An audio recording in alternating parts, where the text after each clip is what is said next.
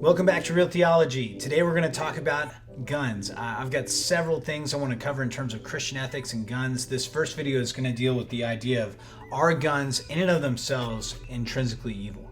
And so we're going to talk about why they are not intrinsically evil. They actually are just inanimate objects. They are designed, they have a purpose, but they can't be evil.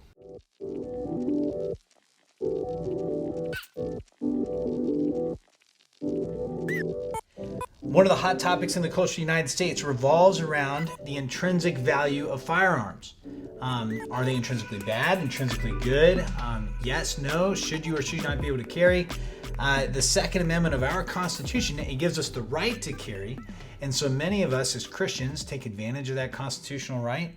But just because you're given a right constitutionally doesn't necessarily mean there's a biblical ethic for that. And so I want us to think well about what is the biblical ethic, what is the Christian ethic for owning a firearm. Is that something we should do? We have the right to do it constitutionally, but should we do it? And we have to start with this first basic premise. There's several questions that you would want to ask, but the first one is this: is a gun in and of itself a bad thing? Is it a evil thing? The answer to that is no, and I'm going to give you 3 reasons today why I believe guns are not intrinsically evil. So reason number 1 is that guns are tools. Guns are tools. This is my first premise. And tools have intrinsic design, but they do not have intrinsic moral value. So my hand drill that I use to create all sorts of fun stuff, I love woodworking. My hand drill was designed for the purpose of manipulating screws and manipulating bits and drill bits so that I can drill holes into wood. And so the drill is designed for such tasks that are involved in woodworking. A stapler that you find, it's designed to compress aluminum and hold pages together. It is a design, but there is no moral value to a drill. There's no moral value to a stapler. It simply has function and design. My car was designed to take me from point A to point B. Now, there's nothing moral about moving from point A to point B or the design of a car. And in the same way that those things don't have any basic moral value, but rather they just have intrinsic value. Are they useful? Are they beneficial? In that way, they may have some intrinsic value, but there's no moral value of right and wrong. Why? Because this is simply a conglomeration of metal, polymer, plastic, springs, and it's got a design. A gun also has a design and a function. And so a gun is only good or bad in so much as it operates within the function that it was designed for. If I take my drill to go build a bed frame for my son because he's getting so big, if I went to go drill a screw and the drill's engine burned out or it wouldn't hold tight to the bit, we would all agree that's a bad drill. But if the drill works the way it's designed, it would be considered a good drill. The only qualitative good or bad with any tool is whether or not it actually operates according to the way it was made. And so with this gun, this is a good gun if I fire it and it fires the way it was designed to fire. It's a bad gun if I pull the trigger and it blows up in my hand. That's the only differentiation you have with matter. And so this is not intrinsically good or bad morally, but could be intrinsically valuable based on how well it operates, based on its design. So that's point 1. Guns are tools. Tools have intrinsic value, but not intrinsic moral value.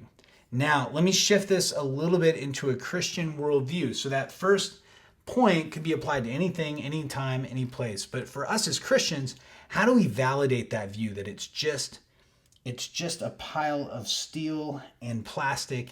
It's got a design, it's got a function, but it is not intrinsically evil. Well, one of the ways we know this is that in the early church, we rejected a heresy called Gnosticism. So point number 2 is this: as Christian, we reject the Gnostic view that matter is evil. Now, Gnostics had all sorts of goofy ideas about the world and spirituality, but one of the things they held to was that matter, the created thing, was actually evil, and the only thing that was good was the spiritual. And so what some people might say is, well, this gun has the potential to cause harm, therefore, and because it's a created thing, it's an evil thing. And what we would say as Christians is we reject that. Matter is not evil, but rather it is us as human beings who are evil, and the way we manipulate matter can create evil consequences, can create evil outcomes. And so because we reject the Gnostic idea that matter itself is basically morally neutral, there's nothing moral about a table, it's a matter of how we use those things that determine morality, we would say a gun could not be intrinsically evil. We could not look at guns, we could not look at any tool and say this is a good or bad thing based alone off of it just existing. That wouldn't be enough to give it intrinsic evil value. And so there you go. That's point number 2. As Christians, we reject Gnosticism. We reject that notion. Now, lastly, and this is simply keeping us in the constraints of our guns in and of themselves evil.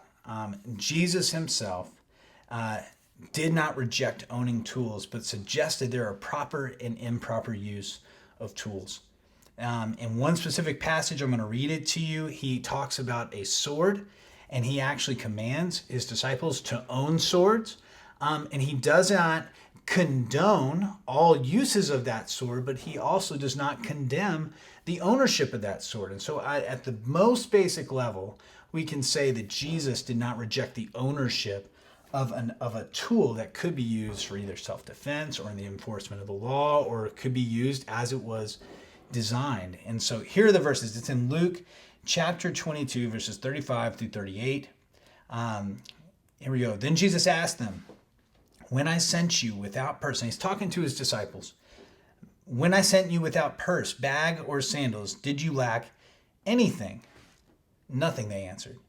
He said to them, but now, if you have a purse, take it, also a bag, and if you don't have a sword, sell your cloak and buy one. It is written, and he was numbered with the transgressors, and I tell you that this must be fulfilled in me. Yes, what is written about me is reaching its fulfillment. The disciples said, see, Lord, here are 2 swords. And he says, that's enough. Now, this is an interesting passage of Scripture, and what you don't want to do is take a passage like this and make it say something it's not saying. So this is not Jesus's explicit endorsement of gun rights in the United States. That's not what he's doing here. But what he is doing is laying at least a basic foundation for how we understand the use of tools in a Christian ethic. So there's several tools mentioned in this passage: a purse, a bag, sandals, a cloak, a sword. All of these things are simply tools that have a design and a function. Cloak, keep you out of the elements. Sandals, keep your feet from getting bloodied. My purse holds my money. My bag holds my stuff. And a sword, what is the purpose and function of a sword? It's a good question. So Jesus is intermingling 2 passages. He's talking about when he sent them out before, he said he was sufficient for them. But now he's telling them, go and buy a sword. But what you'll know in the context of this is right after this, Peter is going to use his sword to cut the ear off of a guard who is of a high priest guard. And Jesus will say, whoa, stop. That's not the appropriate use of this tool in this moment. Next week, I'm going to come back to guns, and we're going to talk about what is the Christian ethic on when you should use a gun. Because there's a big difference between these 2 questions. Owning a gun, totally okay. Guns are not intrinsically evil, not intrinsically good. They're just objects. We reject Gnosticism. We reject the idea that matter is intrinsically evil. And we see that Jesus in this passage says, I don't reject tools, but I'm going to suggest they have proper places and proper uses. And so the way I take number 3 is this. In our day, swords, which were used for protection or militant action, have been replaced by other tools that serve similar functions, like a Glock 19. Jesus did not condemn the disciples from owning swords. Therefore, he is not condemning the owning of a firearm.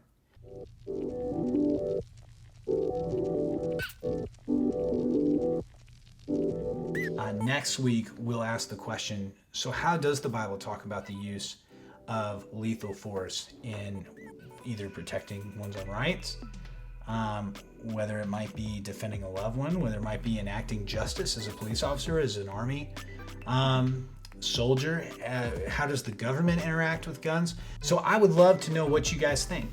How do you think about guns? What are some questions you would like to hear answered? Have you asked the question of yourself, God, what do you say in your word about things like firearms? Do not be content just to have a constitutional right. Have a biblical ethic for why that constitutional right should be lived out by you. Now, for me personally, I think it's okay to own this gun. And next week, I'll talk about how I think it's biblical for me to use this gun.